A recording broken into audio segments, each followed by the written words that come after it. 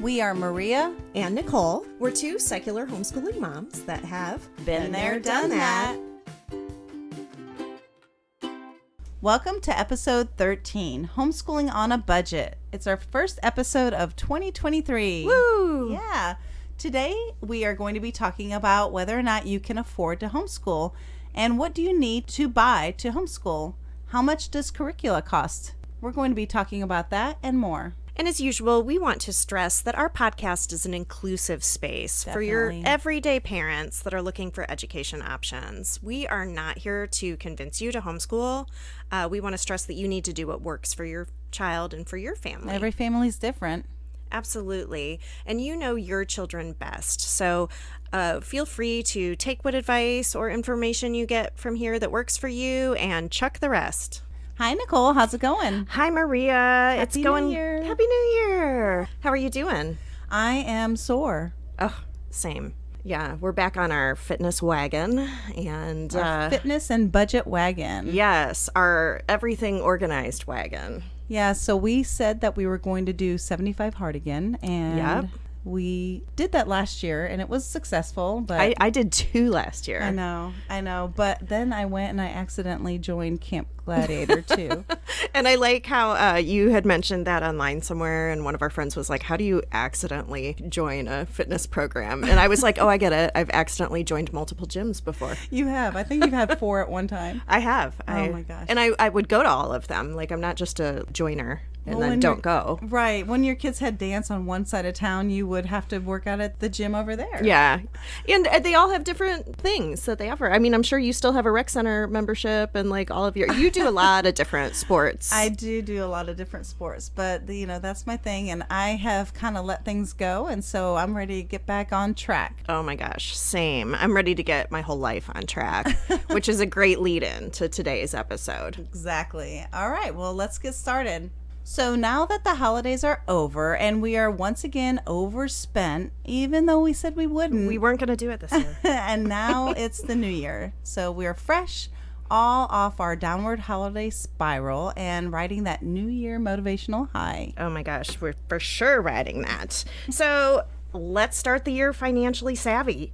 If you haven't already, creating a household budget in general with line items for things like homeschool supplies, memberships, educational classes, and activities and travel can really help you to stay on track with your spending. It sure can. And I created a freebie that's going to be helping you with all those homeschool expenses.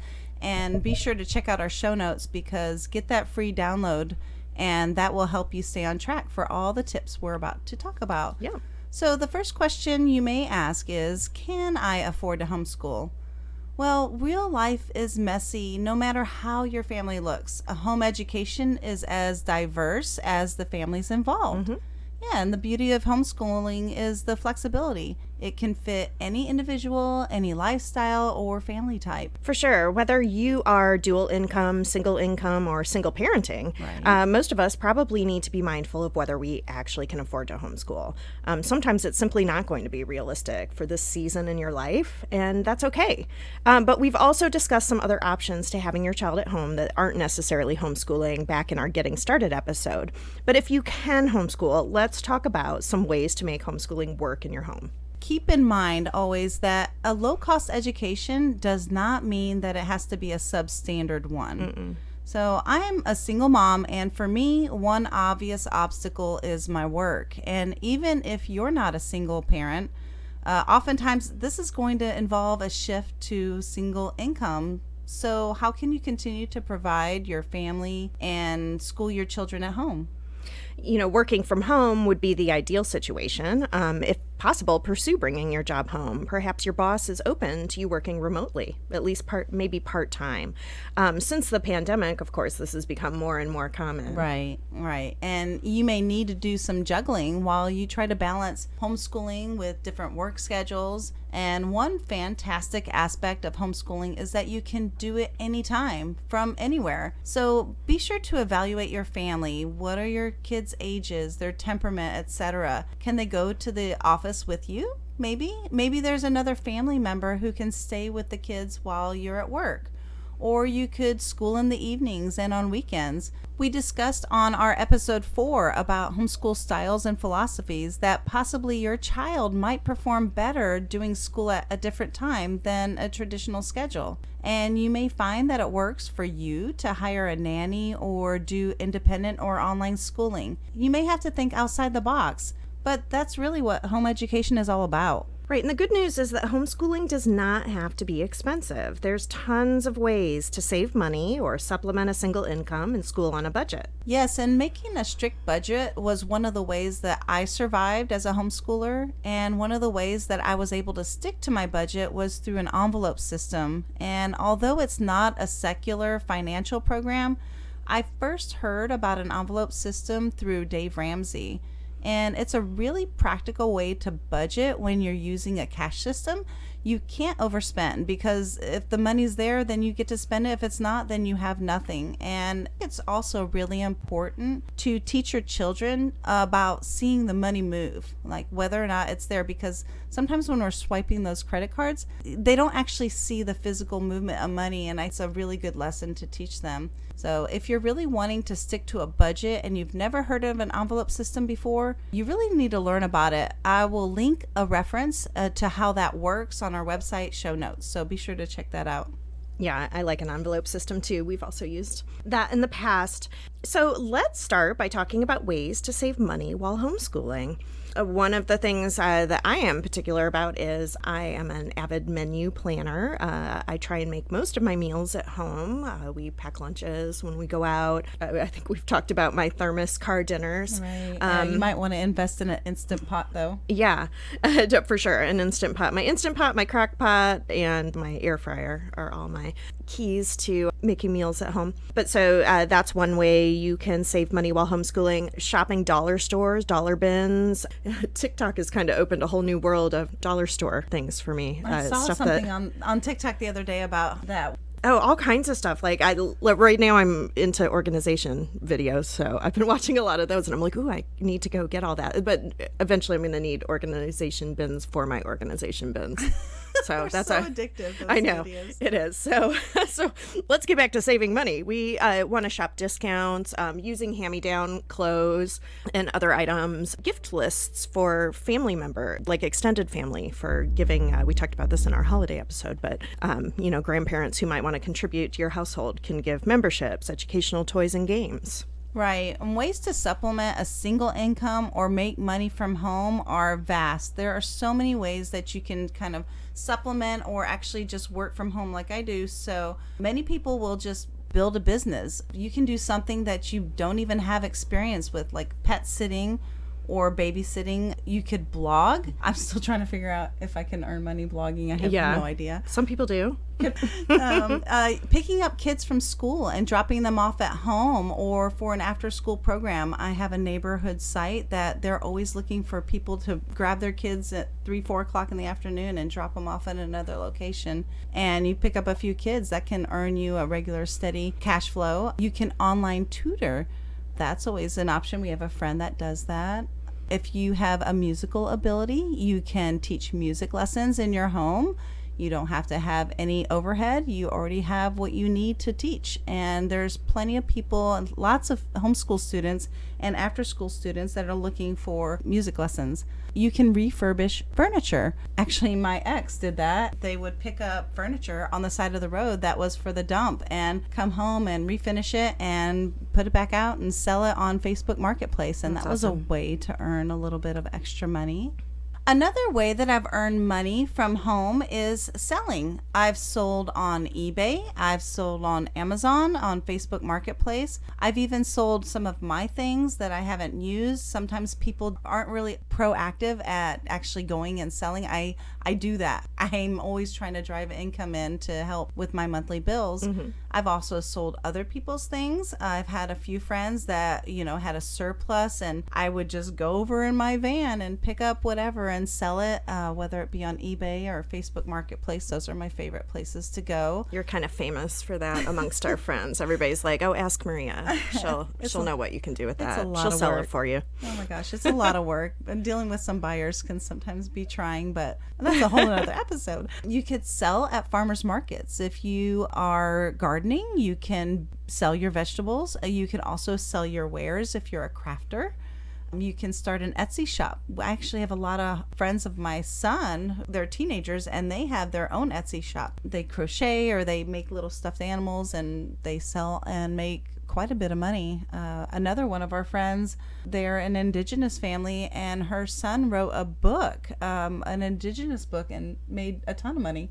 Yeah. So, yeah. So drop shipping, that's kind of new and exciting. That's kind of getting saturated, but there's always lots of opportunity for that. And, you know, YouTube is great, and there's lots of ways you can learn to do a lot of these things. You really just have to be proactive. You have to want to do it. You have to want to have this lifestyle for your family. So it's going to take sacrifice. You're going to have to put in the hours to make it happen. Yeah. Some other options too are for working from home or online jobs. And of course, especially with the pandemic, that has gotten to be more and more popular, but it's always been kind of an option. A lot of our friends used to teach international students English, like on a particular website, which I believe they're not doing that anymore, but there's other options for teaching. If you're an organized teacher, online, OutSchool, and things like that. You could be a virtual assistant or a freelance writer. We have another couple of friends who are regular contributors to different sites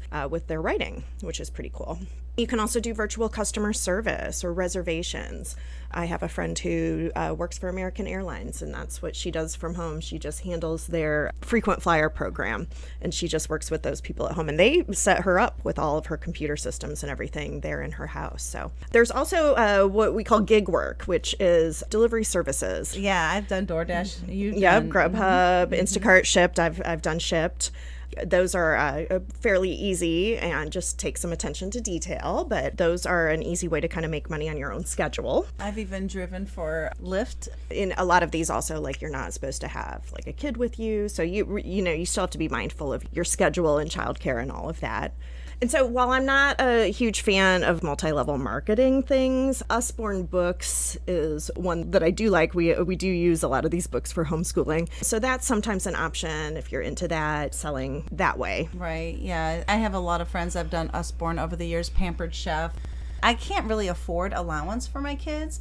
So over the years, I found some at UT Southwestern down in Dallas, and actually some other places, they do studies and surveys. And so a lot of times they're looking for young children to do some of these opportunities. And my kids, they would make anywhere from several $100s a month to more just doing some of these surveys. And it's something that is often for research. That's one way that they can earn money. I've also done some of those myself and earned some money. I've done facial studies, get some little fine lines taken care of. And yeah, Clinique actually does a lot of those through a local place that I go to.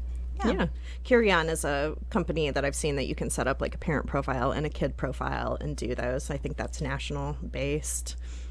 So just a reminder that this is a weekly episode. We drop one every Thursday morning just for you. And if you have any additional ideas or comments, come to our Facebook page and you can comment on the episode thread or send us an email at info@btdthomeschool.com. We'd love to hear from you.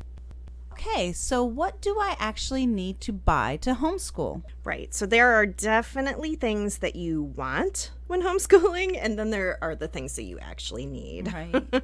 You do not need a fabulous Pinterest homeschooling classroom with tons of bookshelves and fancy desks and computers and beautiful framed inspirational education posters.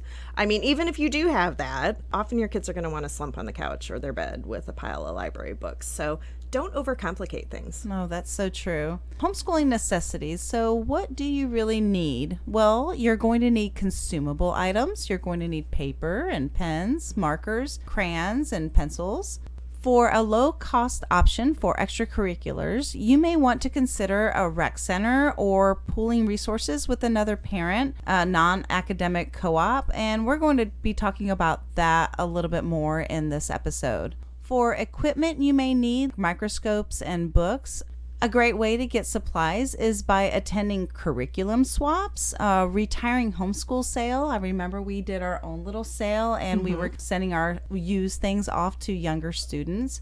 You can get things on eBay, Facebook Marketplace, and Facebook homeschool sale groups. A lot of homeschool groups on Facebook are designated just for selling curriculum, so those are a great option to look for that. And some are just in your local area too. There's like national ones and, very specific city, county. Right. You may also check if your town has a homeschool store. We have one here in North Texas, and they even offer used curricula at a discount. I would also say that once you're done with curriculum and you're not going to use it for consecutive children, to sell it as soon as possible. It's going to hold its value better before newer updates are created. I've gotten stuck in that trap before where I was trying to hold on to it for another student who didn't use it because they were a completely different learner, and then it was unsellable. A homeschool group that I was in for years, they had a lending library and they had curriculum and supplies. They even had a microscope, and it was all totally free. I love that. That's very, very handy.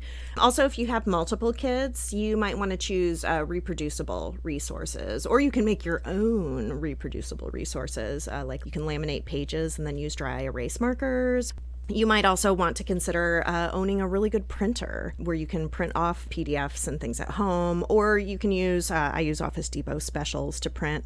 And for example, somebody suggested this with our Story of the World activity book years ago. You can cut the binding off the book, and then you have the activity sheets spiral bound, and then you use all of the consumable worksheets 3-hole punched. That way you can keep making copies of them for multiple kids. Right, I did that. Yeah, this allowed me to use that same set for 3 kids, and then I even passed it on to another family afterward.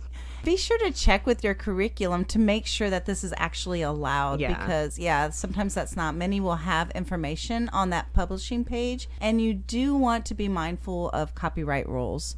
It's also important to remember that many homeschool curriculum providers are homeschool parents as well, and this is their side business that has allowed them to afford homeschooling, which is another option for you. Yeah. So please don't be unethical in your sharing of resources. Absolutely. We will include some of the links and ideas and everything that we're talking about on our show notes on our website, so be sure to check that out after you listen. We would love it if you would take a second to go out there and like and rate us. Apple, Google Podcasts, Spotify, iHeartRadio. We are on all those streaming platforms, so go out and check us out. Give us a thumbs up. So let's move on to our final question. How much does curricula cost? Well, you may be wondering how much it costs, and I'd love to answer that, but there's not really a solid answer. There's not. There are a ton of free resources out there, but curricula also can be really expensive. Again, one of the very first things to do when selecting something is to make sure you know your homeschool style and worldview. It may not be worth it to use a completely free curriculum if it doesn't align with your family's belief system or is otherwise problematic. Yeah, and if you're not completely sure, that's okay. Just check out our episode 4 where we walk you through identifying your homeschool philosophy and worldview. In the show notes on our website, we have provided some great information and resources to help you uncover worldview hidden in the curriculum. Another tip is don't buy more than a year in advance. It can be totally tempting when, you see some mom selling 5 years of Saxon math on Facebook Marketplace and you just want to snap it all up, but it's not a great idea unless you know for sure that program is still going to work for your child down the line. I try and limit myself to just buying for the next year. Once all my kids have used it, I sell it when I'm done. I'm on my last student now, so whenever she finishes, I sell it when I'm done, and then I tend to roll that money then into the next year. Right. And one thing to look into with older students is CLEP testing or dual credit. Many times these are offered free or at a discount and can be used for college credit. And this can be an enormous amount of time and money savings long term. we've mentioned in our local community offers free and discounted dual credit classes. This was a fabulous resource for both of us. And I live in the county, so that was 2 years of college absolutely free. Yeah, a huge cost savings. Also look into group buys with sites like Homeschool Buyers Club. They have a lot of free resources. You can get like free homeschool IDs there. I download those every year for the first day of school. They also often pool resources to get programs that are otherwise financially out of reach, or maybe they're only available to schools or groups with like huge numbers, like Right. 300 students. So that's a handy place to sometimes find that kind of stuff. Right. And you can also make your own curriculum from writing it yourself or using resources like Pinterest or blogs, Homeschool Instagram, YouTube sites, and sites like Enchanted Learning, 123 Homeschool for Me, Homeschool Share, and Teachers Pay Teachers is a great resource. One thing to note that if anybody wants to sell anything on Teachers Pay Teachers, they have to upload something free, a free downloadable. So for everyone who's selling, they have at least one free downloadable. And these may require a membership fee, but then allow you to access tons of resources. Yeah. You can also look at publishers' websites for resources or supplemental material too. I've done a Magic Treehouse book club for a couple different co-ops and different groups with friends, and we use the publishers' website in our planning. It's now Penguin Publishers. I want to say it was a different one when I first started, but it was really cool. They had a downloadable passport, quizzes, and all kinds of lesson plans and printables that went with each book. And it was like such an easy way to make an entire class work on the fly. And there's like a billion Magic Treehouse books too. Yeah, I love Mary Pope Osborne. We do too. And they're all like readily available at the library or secondhand as well. Right. And there are so many great apps or online educational streaming resources. Sometimes you can access passwords from local school districts or just by Googling if you have a very handy teenager. We use BrainPop this way for many years. Discovery streaming is also popular. I loved reading Eggs and Starfall. I mentioned in an earlier episode that my 19-year-old taught herself how to read, but my 15-year-old learned through cuddling up with a book on the couch, karaoke, and reading Eggs. I believe there's a fee, but there's a free portion on both Starfall and Reading Eggs that you can check out. We'll talk more about how to teach your child to read on episode 15 on January 19th, so stay tuned for that. Before buying, look for free trials to check things out to see if they will work for your family and for your student. The encyclopedia is also really awesome and available free online now. You don't have to own like all 27 books on your shelf. We also use the Libby or Overdrive app through our local library. You also, if you don't have a local library or you don't have a library card, you can use that app in conjunction with the Broward County, Florida, or New York City library systems. They'll allow you to get a card number online, and you can upload it to the app, which is really cool. It just allows you like unlimited audio and digital book options. I love that. Your library, you know, we talk about the library all the time here, but your library can also, it's just always such a resource for free passes, language classes, like we've mentioned that many times. We love the library. Right. And there are also thousands of books available on the public domain, as they are available as ebooks and audiobooks anytime. So loyalbooks.com is a fantastic website with easy to search titles. Scratch is a fantastic free program produced by MIT, and it teaches young students how to code. Cool. Yeah, there's tons of free YouTube videos that walk you through that process, and books you can check out step by step through learning code. My kids started there, eventually programmed a Raspberry Pi before building their own computer. And also we love John and Hank Green's Crash Courses video YouTube series. Yeah, those are great. Those are great. And really just anything, like I said earlier, YouTube. It's such a great, fun, free resource. Oh, for sure. You can rabbit hole down YouTube forever and find all kinds of cool stuff. Khan Academy is also a fabulous free website that offers programming for free. It's great for, you can do entire classes. Like we're currently doing AP Art History. in conjunction with some classes offered by our local art museum. So you can, he's got tons and tons of content there. Sometimes we also just might use it to look up videos for things like maybe a math concept that we need additional help with. There's all kinds of topics, and Khan Academy is good for students of all ages, adults, continuing education, any of that. Right. And sometimes I've been doing our current math curriculum, and we weren't really getting a concept, and we were struggling with something. And we just went to Khan Academy and watched a couple of videos on that specific concept through Algebra 2. That was great. I think they have like testing prep as well, SAT prep and stuff. They sure do. It's really cool. Right. We have talked at length about co-ops and otherwise pooling resources with other parents. This can be a huge money and time saver while also offering wonderful social outlet for your kids. You can also try bartering, tutoring with a friend or acquaintance, or volunteering your time with another group in exchange for classes or access to resources.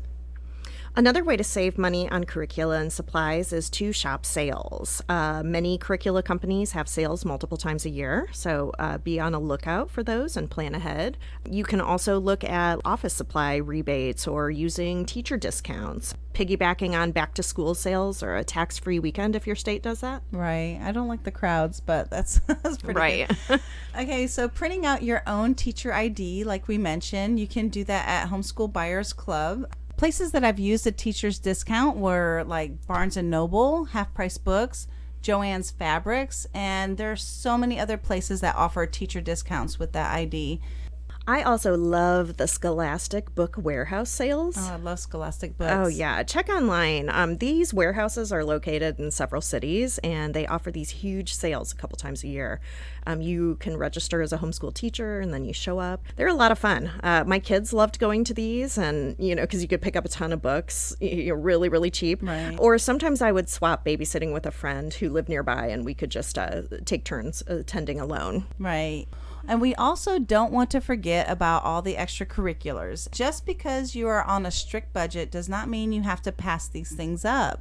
There are so many cheap and free educational resources out there for you. For one, you can look at sites like Groupon and CityPass or Pogo Pass for discounts to area attractions or activities. One year, several of us bought a Pogo Pass and we met up together at various places. There were so many really awesome places to go in our city. There was museum entry, go-karting. I think we did a water park. Yep, water park tickets. There was a baseball game, the local minor league baseball. That. Yeah, it had a lot of neat things on it. Right. It's important to know that you can always create your own extracurricular and invite friends. Why not? Do you know tennis? Teach a tennis class. Do you know art? Well, you can teach an art group. People are always willing to participate when you're the one organizing. So pick something that your child has a strong interest in and just do it. Lego club? Yes. Book club? Sure. Why not? Gardening? Do it. The possibilities are really endless. Museum family memberships are also a great value if they're a place that you visit more than once or twice. Like oftentimes a membership's going to pay for itself in just a couple of visits. So these are all great gifts to ask for from extended family. Many also partner with reciprocal programs. Yes. Yeah, this is so cool. There's a science museum program called the Association of Sciences and Technology Centers and an arboretum program through the American Horticultural Society. I've got both of these linked in our show notes, but I've used these in conjunction with local memberships while traveling a lot. Yeah, because you can, they usually have like a limit on like how far away a partner museum can be. I know that's like a issue here since DFW, Dallas, and Fort Worth are close together, but I've used these a lot while traveling. So like one time I was on a really long road trip and I stopped at a science center in a zoo as our stop to rest our legs, or exercise our legs and get some lunch, but because they were totally free entry. That's cool. And another time we went on a vacation to Chicago and I was able to get into almost everything for free just because of these 2 local memberships I had. So doing that, stopping on a road trip, those are way more enjoyable and educational than, going to the Cracker Barrel. Right, for sure. And we're going to link all of that in our show notes, like Nicole said. If you have access to any state or national parks nearby, these are a fantastic resource for education. Many have junior ranger programs that are free to access. Sometimes you can even do these online without physically even going to the park. Yeah, we've collected badges from all over. We even did it on a train. Like Right. Amtrak, sometimes partners with the National Park System in the summer. And we had a ranger on a summer train we took. I love that. We also did one up in Oklahoma when we went camping up there. Oh, yeah, Remember yeah, that we big did. site? Yeah. The Every Kid Outdoors program also gives all fourth graders a free National Park Pass. This pass allows access for all children under 16 in the group and up to 3 accompanying adults or an entire car for drive-in parks to most federally managed land and waters. Thanks, Obama. He did that. That was one of his bills. You should also look at your local historical sites and places. Many areas might have local villages or farmsteads or other sites that offer demonstrations or self-guided or guided tours. We have a local historical village that we've done all kinds of themed events at, like Alice in Wonderland Tea, Little House on the Prairie Day, and a Victorian Valentine's event. That was fun. Yeah, and these are often free or very low cost, like $5, but they might require like an advanced reservation. Right. You also probably will end up with a kid at some point who is like really, really interested in becoming a blacksmith someday. Oh, yes. Like I think all of Actually, us yes. Riley have for had that. years. Oh, I know Jack too. Okay, so be sure to look at your local museums. Many offer programming, sometimes just for homeschoolers. Here in the DFW area, the DMA, the Dallas Museum of Art, the Kimball, the Crow Museum, the Nasher, and the Amon Carter all offer classes for homeschoolers. Some may also have homeschool days. Our zoo and science museums do that as well, as it's a great way to spend a day exploring, although I wouldn't suggest the homeschool zoo day because it's so crazy crowded. It is really crazy crowded. Yeah, if you live in an area with a lot of homeschoolers, like that can be a plus or a minus. Right. So for the arts, you can often find free or low-cost community concerts or student matinee shows. For several years, we attended our local opera house's dress rehearsals for shows. That was awesome. Yeah, exposing my children to the opera for literally free.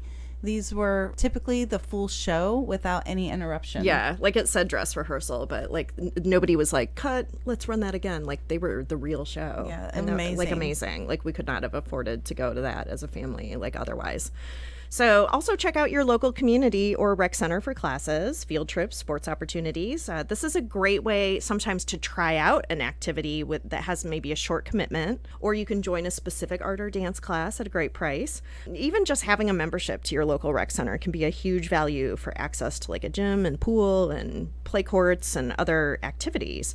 Like our family membership to our local rec center for like the whole year is something I used to pay monthly for at a swanky gym. Right. And we get way more access to like all kinds of stuff. Right, for sure. Field trips are a great way to get free or discounted entry. Our local aquarium never has coupons available, but you can get a significant discount if you book as a group. I've put several of these types of field trips together over the years. And often if you are the organizer, you get your entrance for free. So something to keep in mind. Mm-hmm. I've even joined in some field trips where we didn't even know who had organized it. It was just kind of one of those local things that somebody had done online. Me too. Some government sites are open to the public or offer free tours. The Federal Reserve and the U.S. Mint are 2 of them. You can also typically tour your state capitol this way. Oh, yeah. Yeah, you can also consider this when traveling to Washington, D.C. has the best monuments, and they are free to enter. So, Like all of them. That's yeah. a great vacation spot for a frugal visitor. Right. Well, that was a ton of information, and I feel like I just saved money sharing all of this. Oh, it's so much, and it seems like it's overwhelming, but it really doesn't have to be. No. So definitely if we can apply some of these tips, I think we can really get 2023 off to a great financial start. Awesome. And what about our workouts too? Yes, that too. Okay, so one last thing that I wanted to mention is we've given you so many tips and ways to save and budget. But honestly, homeschooling does not have to be complicated. It doesn't. Sometimes less is more, and it's important to remember that this is not a race, and it's okay to minimize all of the things. You're here for the experiences, so stay in the moment with your kids. Teach them to appreciate and value what they do have. Yes. For episode 14, we're going to be talking about making a 4-year high school plan. We are going to discuss what you need to know before you start homeschooling high school. We're going to talk about homeschool graduation requirements, and we're going to talk about planning for your homeschooler's future. So that will be our next episode, and it's also going to be part of a 12-part series, high school series that we are going to be doing throughout the year. So be sure to tune in for that. See you next episode. Cheers! Be sure to check us out on our website at btdthomeschool.com, as in been there, done that, btdthomeschool.com. You can join our mailing list and get news and updates on future podcasts, and be sure to subscribe on your favorite podcast platform and follow us on social media, Facebook, Instagram, Twitter, TikTok, at the BTDT Been There, Done That Homeschool Podcast.